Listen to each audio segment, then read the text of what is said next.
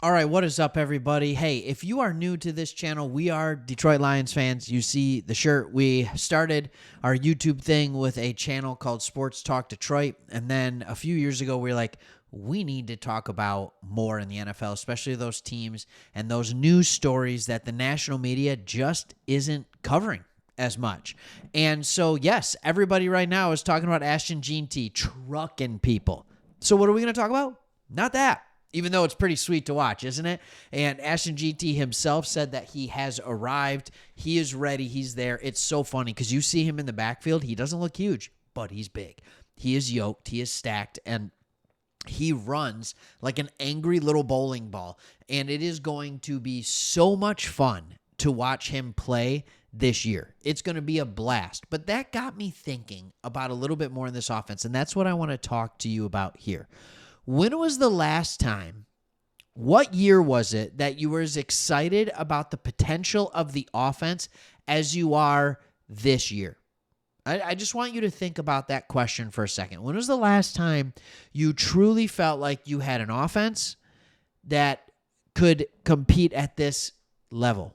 And maybe it's just a couple years ago, right? Derek Carr, Devontae Adams, maybe it is for you. Maybe it goes back further than that. For me, I think it's been a minute.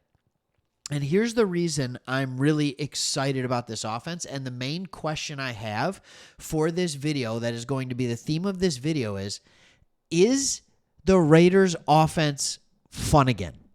Now, the Raiders, in part, became famous for just the crazy nature in which they played football, just being dogs, right? And all of that kind of stuff. But also, they were the team that was like, throw the long ball. Throw the long ball, baby. Let's have fun watching this team. Before you had the greatest show on turf with the Rams, you had the Raiders who were out here throwing it deep like crazy. So here's my question for you. Is this Raiders offense going to be fun again?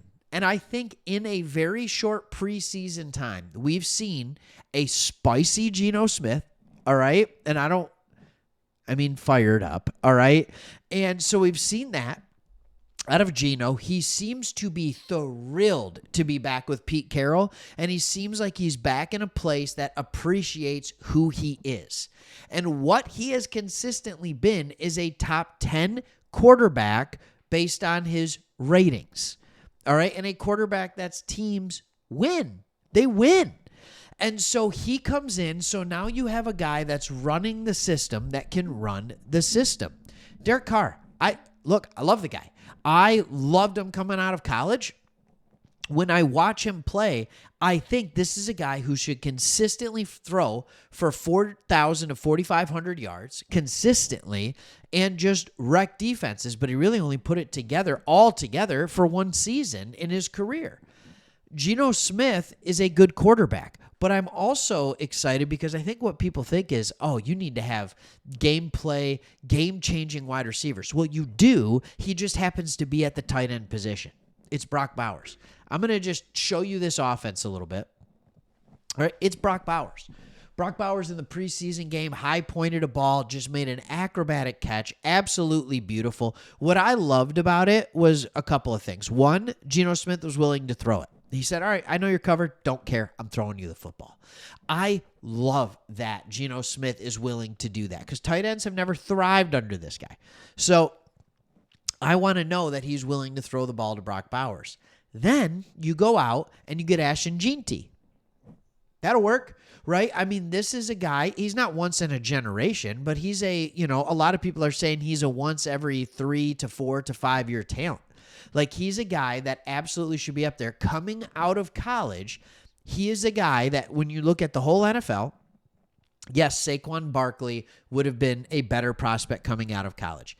Yes, he would have been. Yes, maybe Christian McCaffrey was a better prospect coming out of college. And yes, Bijan Robinson might have been. Then it's Jeanty. He is a top 5 of all the running backs in the NFL. He is a top 5 prospect coming out of college. I can't wait to see it. Then let's go to the outside. Right here, Jacoby Myers, most underrated wide receiver in the NFL.